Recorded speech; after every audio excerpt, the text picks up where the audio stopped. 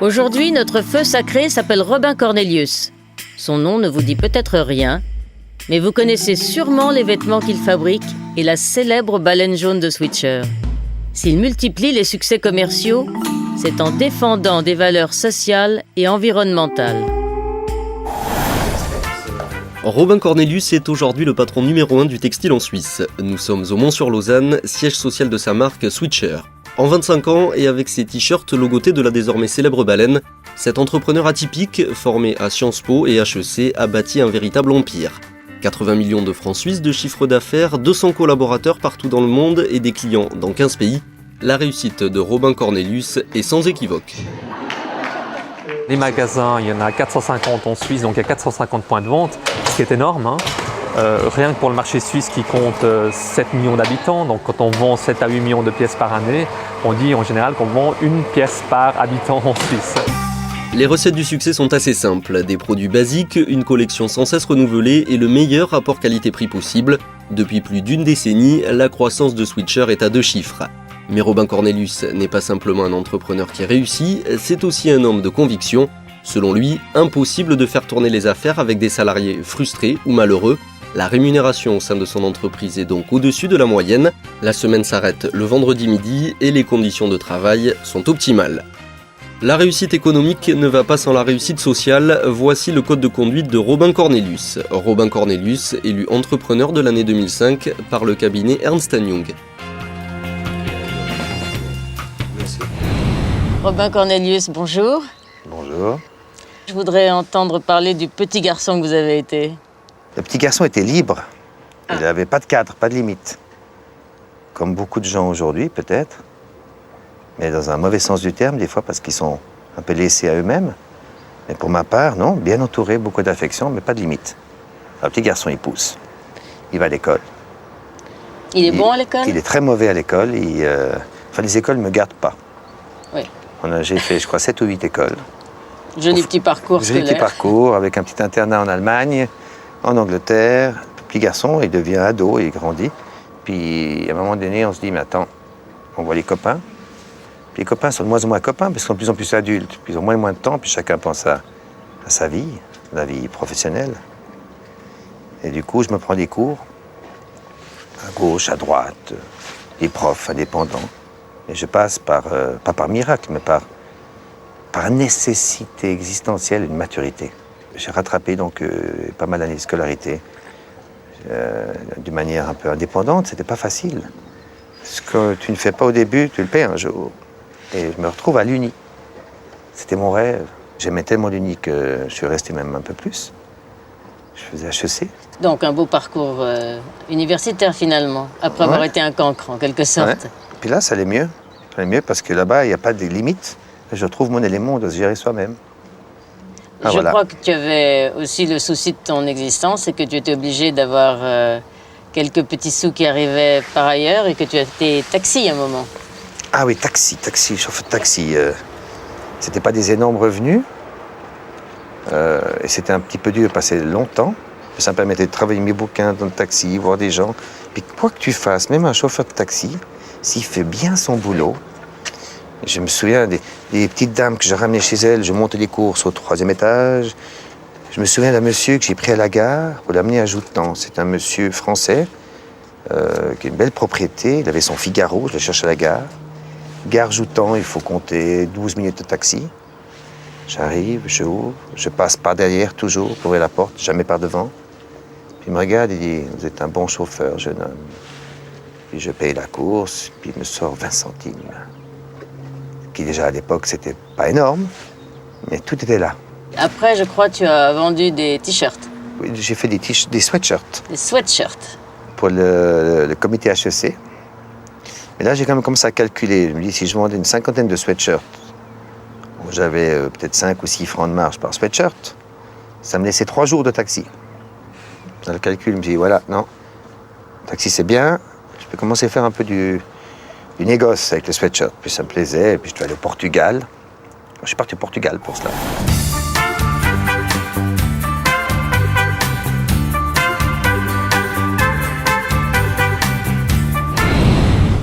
Ça a commencé comment tout ça? Ça a commencé par un sweatshirt et un pantalon de jogging du Portugal, quand j'étais étudiant. Et aller et retour, acheter un stock, visiter des boutiques, aller à Genève, aller à Zurich, aller à Bâle. Tu arrives le soir, quand tu dois dormir à l'hôtel, tu es à l'hôtel, tu repères les néons, tu espères que c'est une boutique et pas un coiffeur. Tu frappes à la porte, tu dis écoutez, j'ai quelque chose de fantastique pour vous. Tu commences à y croire et tu veux convaincre l'autre.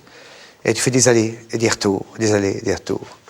Puis après, tu inventes des tailles, tu inventes des couleurs, tu inventes des modèles. Puis petit à petit, 25 ans après, il y a ces mondes qui sont là maintenant où tu as différentes usines, différentes sources. Tu pars en Inde, tu pars en Chine.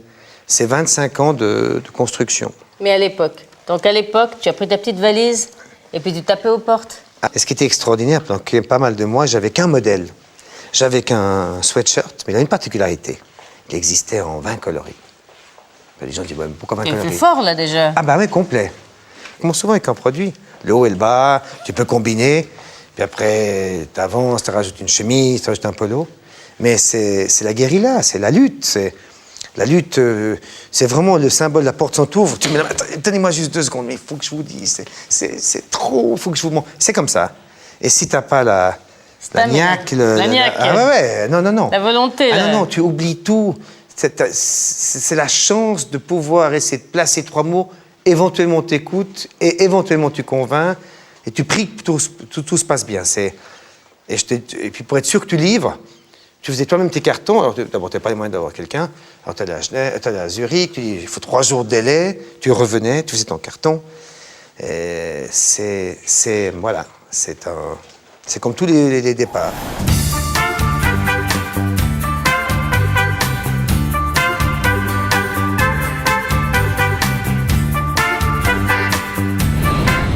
Donc il faut voyager un petit peu, il faut sortir de chez soi. Je suis parti au Portugal. Là, j'ai rencontré Joe, toujours notre même fournisseur pour les sweatshirts depuis 25 ans, en septembre. Un monsieur magnifique, de 10 ans mon aîné. Et je suis arrivé. Je crois qu'il t'a donné un bon conseil. J'étais un peu dépité, il m'a dit Robin, il faut partir en Inde ou en Asie, trouver des t-shirts, c'est trop cher le Portugal. J'ai pas envie d'aller en Inde. Je suis bien au Portugal. Alors je me suis fait un peu violent, je suis parti en Inde et de nouveau un peu le hasard, j'ai rencontré Dourey. Dourey, c'est un monsieur de 5 comme mon aîné, mon grand frère. Et là, on a commencé à faire des t-shirts ensemble. 5 000, 10 000, un container, 2 containers. Et ça dure aussi depuis à peu près 25 ans. Donc c'est une belle fidélité dans les partenariats. Et c'est en étant en Inde et en étant dans ta chambre tranquillement, en réfléchissant, que tout d'un coup tu as pensé que peut-être tu pouvais apporter autre chose que des relations commerciales. On parlait de tout et de rien, puis je dis voilà, il y a une école, il y a l'eau, on peut nettoyer là. Et on lance des sujets comme ça, et c'est là qu'on prend conscience que si on prend de l'Inde, il faut donner à l'Inde. Enfin, on remettre dans le même état que quand on arrive. Alors développe cette idée-là, parce qu'elle est très importante. On se rend compte que la Terre, plus on grandit, elle est de plus en plus petite, que les moyens de communication, elle est encore plus petite, avec nos degrés de consommation, elle est plus creuse, et que si on veut que cette petite boule nous protège ou qu'on nous fait vivre quelques générations, voire plus, eh ben, il faut pas manger plus de salade qu'on peut en planter, et il faut remettre l'eau dans l'état qu'on a pris. Donc, donne une définition du développement durable, parce que c'est une notion que les gens entendent comme un ronron, parce qu'on la répète beaucoup. Et je ne suis pas sûre que tout le monde sache exactement ce que ça recouvre. Je vais donner un exemple pour Switcher en Inde. Les gens ne savent peut-être pas, toi non plus certainement, on produit environ 4 à 5 millions de pièces. De pièces, donc de t-shirts, de coton. Voilà, t-shirts en coton. Coton, du polo piqué, comme ça. On consomme pour cela par jour 700 millilitres d'eau. 700 mètres cubes. 700 millilitres d'eau, ainsi que pour les dames qui ont déjà fait des teintures, il faut du sel. 4 tonnes de sel, jour, quotidien. Rien que nous. Qui, avec un système de recyclage de l'eau qui enlève les métaux lourds qu'il y a dans les colorants, l'eau sont transparente, c'est bien. Mais il y a encore le sel. Donc l'eau salée, tu ne peux rien en faire. Enfin, je peine pour les cultures.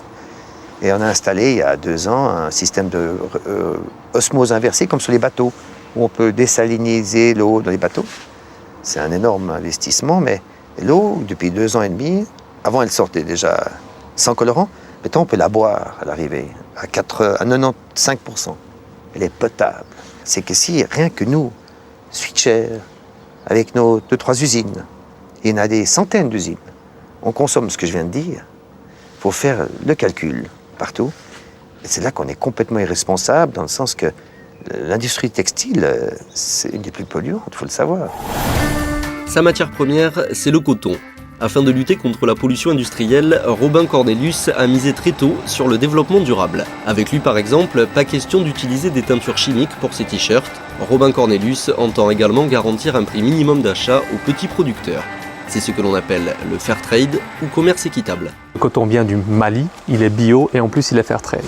Ensuite il arrive en Inde dans la production et puis après il est filé, le coton est filé.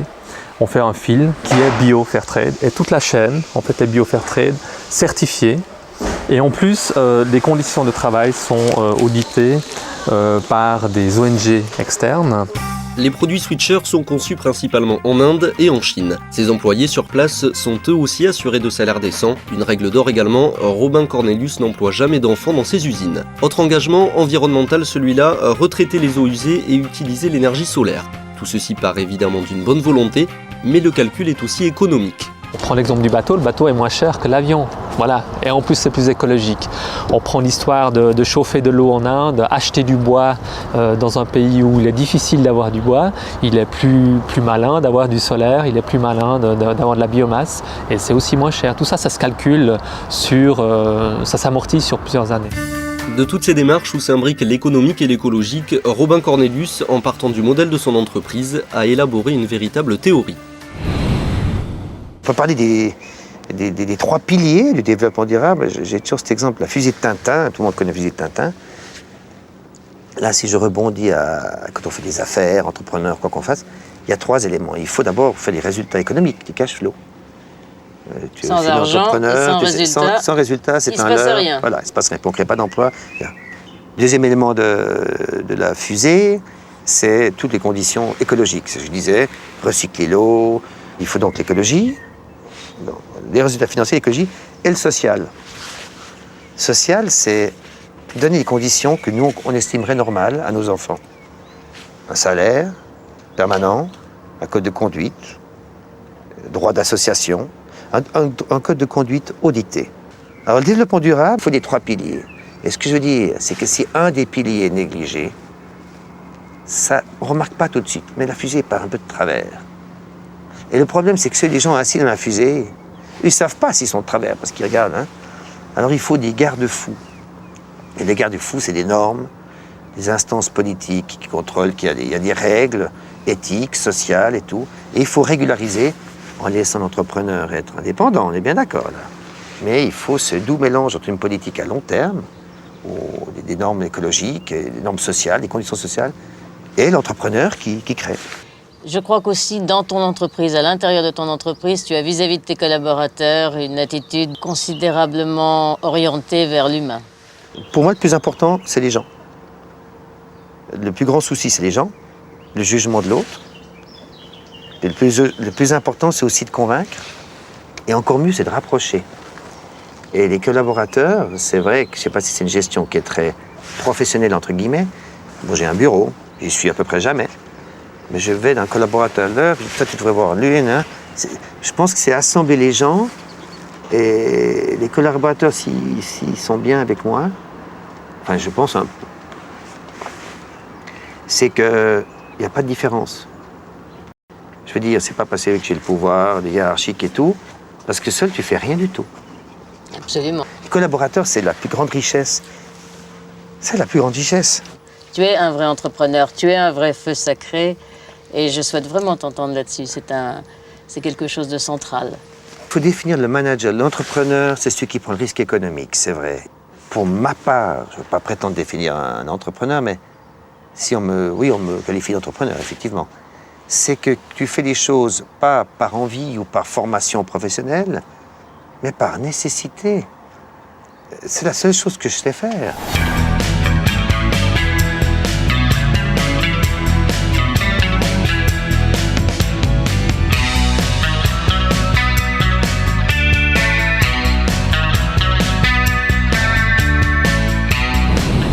Dis-moi, cette fondation Switcher que tu as créée et qui construit des écoles, qui fore des puits. Enfin... Non, fore des puits. Non, on a une fondation Switcher depuis 3 ans maintenant. Cette fondation, elle gère, elle regroupe des projets, elle lève des fonds. Elle a été très active pour le tsunami. On recueille des fonds, on reçoit de l'aide de différents gens qui disent on aime bien ce que vous faites. Et voilà, c'est pour rayonner un petit peu aussi d'où on est. Créée en 2004, la fondation Switcher regroupe toutes les actions sociales menées par Robin Cornelius en Inde depuis plus de 20 ans. Première d'entre elles, la construction d'écoles. À Tirupur, où son usine est installée, la fondation finance les 7 écoles de la ville. Accessible à tous, aujourd'hui, plus d'1 millier d'enfants profitent de ce programme d'éducation.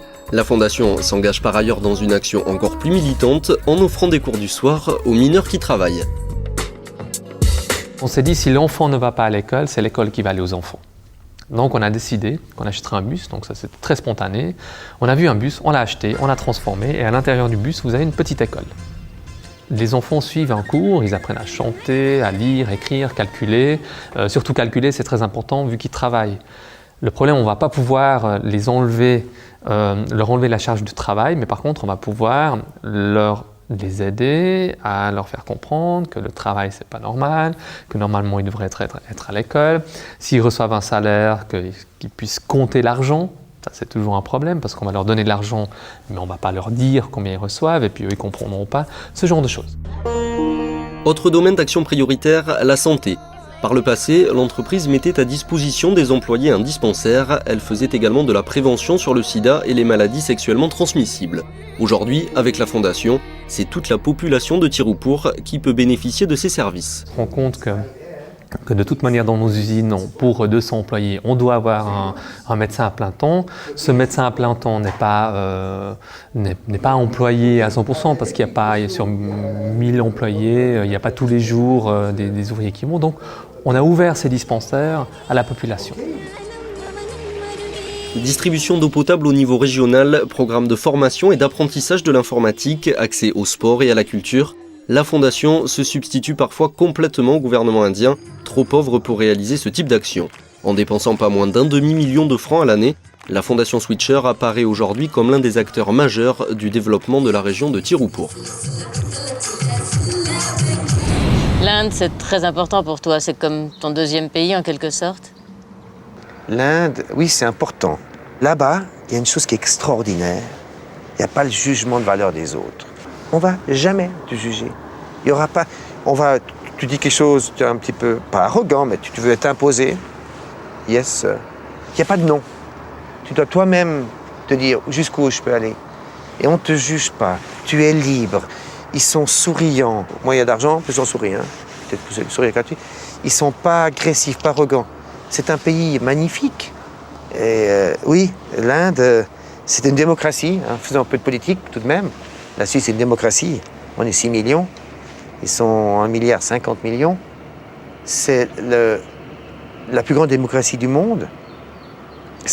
On peut tout faire. Et il faut faire attention qu'on ne fasse pas des bêtises parce qu'il y a une telle possibilité. Oui, l'Inde, c'est... j'ai besoin de l'Inde. Je vois ça, tu as Gandhi dans ton jardin. Tu as une statue grandeur nature de Gandhi. Ouais, ouais. J'aime bien Gandhi parce que c'était un bonhomme qui était très... c'était un peu un grand enfant. Enfin, je ne veux pas me faire... il était très, très naturel, puis il était un malin. Il avait un côté opportuniste pour faire que les choses se fassent. Ce n'était pas un grand intellectuel, il avait de l'énergie, puis il était très rapide, puis il rebondissait dans les situations. C'est un peu mon mentor, j'aime bien comme il est. Il aurait pu être entrepreneur. Ah, complètement, alors. Il a été entrepreneur, d'ailleurs. Pourquoi tu n'es pas rentré en politique, Robin? Parce que tu adores la politique. Quelque part, de la façon dont tu en parles, il y a une façon politique de t'exprimer. Ah. Alors, la politique, j'adore la politique. Non, je n'adore pas la politique pour la politique. Je respecte la politique depuis que j'ai réalisé que tu ne peux pas faire de l'économie sans politique. Je suis même convaincu que quand tu fais quelque chose sur le long terme, c'est de la politique. Petite entreprise, petit investissement, ta responsabilité sociale, c'est un acte politique. Plus j'avance dans l'âge et plus je prends conscience, ça ne veut pas dire que je vais en faire, du rôle politique. Et toutes les grandes décisions, tous les grands changements de société sont souvent faits par la politique. Mais évidemment, il faut des entrepreneurs. On doit quand même vendre un peu nos entrepreneurs. Avec tout ce que tu as fait, et particulièrement dans l'entreprise, mais aussi à l'extérieur, les voyages, comment est-ce que tu as trouvé le temps de rencontrer une femme, de la courtiser, de l'épouser, de faire des enfants? Raconte-moi tout ça. D'abord, François, je l'ai connu déjà avant que je travaillais. Il y a de cela 25 ans, quoi. Tout début. Tu as 3 enfants. 3 enfants. C'est pour eux aussi que tu fais tout ça? C'est même plus qu'évident. C'est ma seule vraie responsabilité privée, je veux dire, avec Françoise, que nous avons. Et quand tu fais des enfants, enfin, tu as des enfants, la chance d'avoir des enfants, tu te dis, il y a une chose qui change, tu peux plus faire comme tu veux. Ça change quand même ta vie. Tu fais comme tu le conçois, c'est-à-dire tu essaies de faire bien là comme ailleurs, j'imagine. Ce que je voudrais te demander, tu penses leur transmettre un jour l'entreprise? Tu les élèves dans l'idée de reprendre un jour, ou est-ce que tu penses qu'ils iront leur chemin C'est égal, c'est eux qui choisissent leur vie. Voilà. Je suis honnête, bien sûr que je serais content d'abord, je serais content que ça continue, parce qu'on a une belle idée, une belle aventure. Et si les enfants seraient intéressés, Brian aime beaucoup la nature, Tess, elle est plutôt lecture, elle s'intéresse à l'histoire. Si ils peuvent trouver un rôle dans cette activité, d'être entrepreneurs à leur manière dans ce jardin, et être jardinier dans ce jardin comme moi, mais pas à faire le même sécateur que Robin, oui, bien sûr, ce serait sympa. Et les amis? C'est Oui. important, les amis, autant que la famille dans ta vie. Oui, et d'ailleurs, les amis, encore récemment, moi je dis toujours la vérité, je me suis fait un petit peu appeler Arthur, parce que je ne suis pas disponible, je ne sors pas le soir. Mais ils t'aiment. Si ce sont tes amis, ils t'aiment, alors ils te prennent ouais. comme tu es. Oui, puis ça, hyper actif, il est comme il est, de toute façon. Mais Et dis-moi, là, est-ce que de temps en temps, c'est quand un même grand travail que je veux faire, honnêtement. Entrepreneur, c'est le temps pour soi, pour la famille, des amis. Je trouve que là, je ne suis pas brillant. Lutry, à quelques kilomètres de Lausanne. C'est ici, sur les bords du lac Léman, que Robin et son ami d'enfance Bertrand Cardis se retrouvent très régulièrement. Cela fait plus de 40 ans que les deux hommes se connaissent. C'était là où avec Robin, on avait joué à Mary Poppins en sautant depuis le rebord de la fenêtre, là, sur le bas, avec Robin et un autre ami qui s'appelle Nicolas Dermul, et puis on a sauté les trois avec des parapluies pour se trouver les trois avec des commotions à l'hôpital. À une certaine époque, il faisait le désespoir de ses parents. Il se disait qu'est-ce qu'on va faire avec ce garçon qui avait une peine folle à se concentrer, à suivre une idée jusqu'au bout, à avoir une idée claire de ce qu'il voulait faire. Robin, au niveau scolaire, il a un peu essayé toutes les écoles qu'il y avait à la région de Lausanne pour avoir son bac. C'est un type qui a quand même une créativité, une imagination hors norme. Et puis je pense que ça a toujours été le cas.